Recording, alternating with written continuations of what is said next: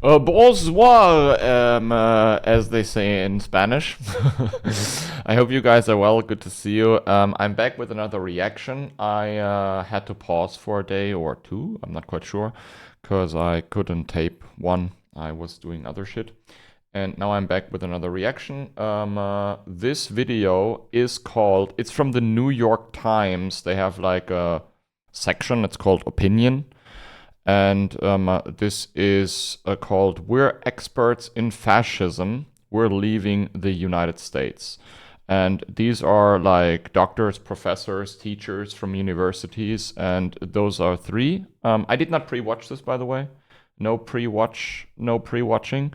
And just from the thumbnail, I gathered it's like three professors or doctors or something. And they leave the United States now because they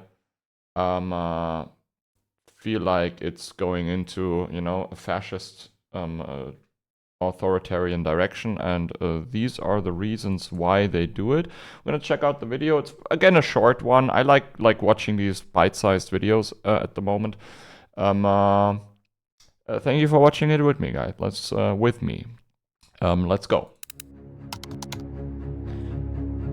I'm a historian Yale of professors. totalitarianism. I look at fascist rhetoric. I've been thinking about the sources of the worst kinds of history. Oh, by the way, I know him. Century. Holy shit. Fascist rhetoric. I know him. I saw him in a German interview like a week ago or something. He was asked by a German news anchor, "Why don't you come to Germany?" And then he said, "No, sorry, I don't want to go to Germany either." I think he moves to Canada. And he said, "I don't want to come to Germany either because the AfD is on the rise at the moment, and I don't want to take my chances with that." Which is totally understandable. I get it, brother. Good luck. Correct. I've been thinking about the sources of the worst kinds of history for a quarter of a century. Experts say the constitutional crisis is here now. The Trump administration deporting hundreds of men without a trial. A massive purge at the FBI to make people afraid of speaking out against him. This is all happening so fast that all of these like things, there's like a day goes by and then there's another psychotic fucking bullshit happening and you forget about the psychotic bullshit beforehand.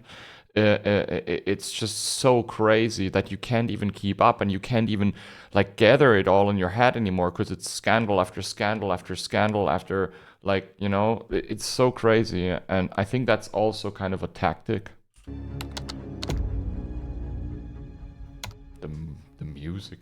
I'm leaving to the University of Toronto because I want to do my work without the fear that I will be punished for my words. The lesson of 1933 is you get out sooner rather than later. We I've know spent it. a lot of time in the last decade trying to prepare people if Trump were elected once, let alone twice. Look what happened. Is this crazy? I do what not happened, believe yeah. Trump. But Good if luck. people are going to leave the United States or leave American universities, there are reasons for that. One thing you can definitely learn from Russians Is that it's essential to set up centers of resistance in places of relative safety. we want to make sure that if there is a political crisis in the U.S., that Americans are organized.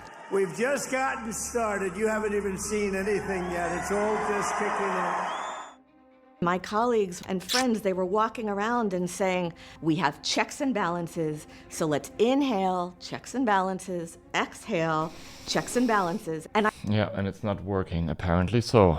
Because there's a government shutdown and the man does whatever he pleases. He just continues to, do whatever he wants to do without any checks or any balances at all. I thought, my God, we're like people on the Titanic saying our ship can't sink. We've got the best ship, we've got the strongest ship, we've got the biggest ship, our ship can't sink. And what you know as a historian is that there is no such thing as a ship that can't sink. The golden age of America has only just begun. America has long had an exceptionalist narrative. Fascism can happen elsewhere, but not here. But talking about American exceptionalism is basically a way to get people to fall into line. If you think that there's this thing out there called America, and it's exceptional, that means that you don't have to do anything. Whatever is happening, it must be freedom. And so then what your definition of freedom is just gets narrowed and narrowed and narrowed and narrowed, and soon you're using the word freedom, but what you're talking about is authoritarianism. Toni Morrison warned us. The descent into a final solution is not a jump. It's one step. At a time.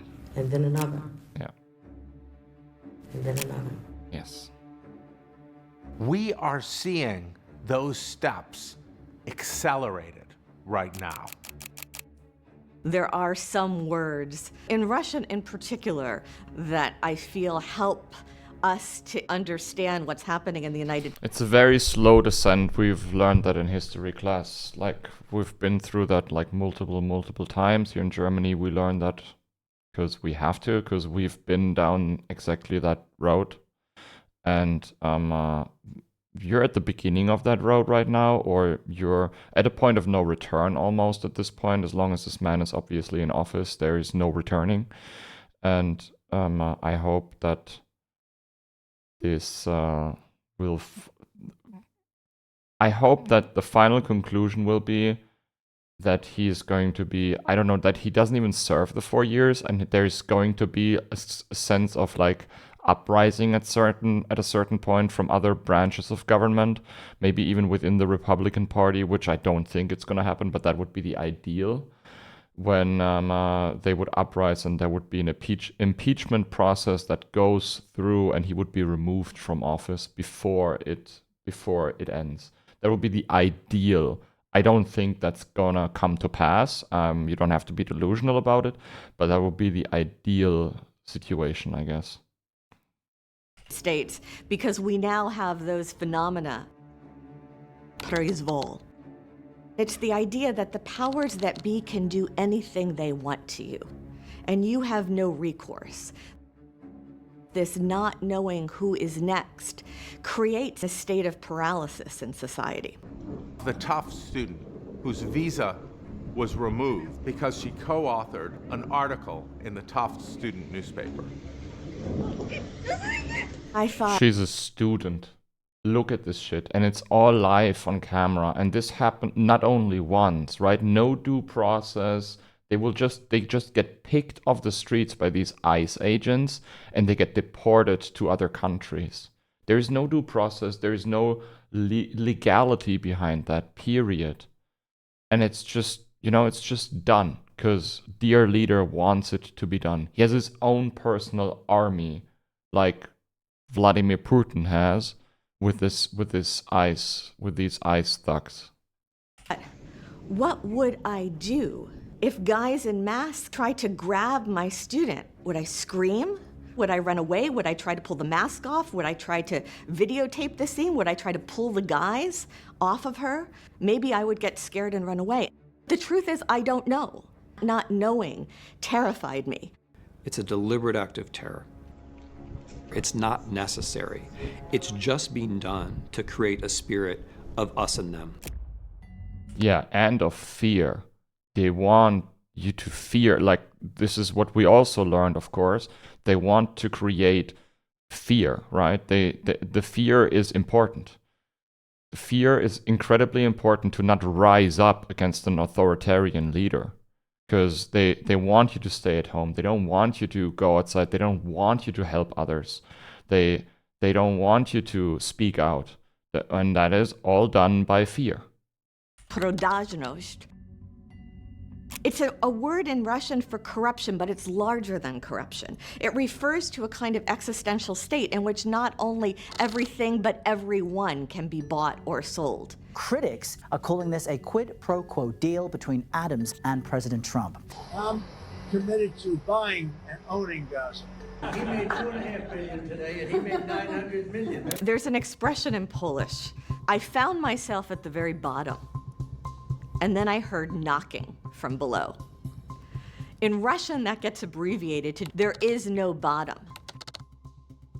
We cannot allow a handful of communist radical left judges to obstruct the enforcement of our laws. What starts to matter is not what is concealed, but what has been normalized. There's no limit to the depravity. President Trump did not rule out the possibility of a third term.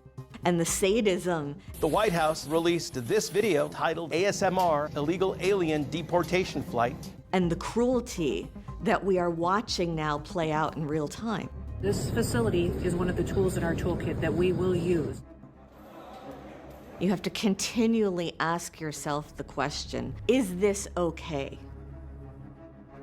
It makes me so, I don't know, it makes me so to see this, and I don't know if people see these pictures or see these things on Fox News or whatever, where they get their news from and cheer for it, but where's, you know, again, where's the normal human decency and empathy, and, you know, how is it that there is no legal process playing out for these supposed like illegal immigrants? You know, even if they would have lived for 20 years without citizenship or without even green card or whatever it's called in the United States, and they pay their taxes, and they don't even get like benefits, government benefits, because you can't, right?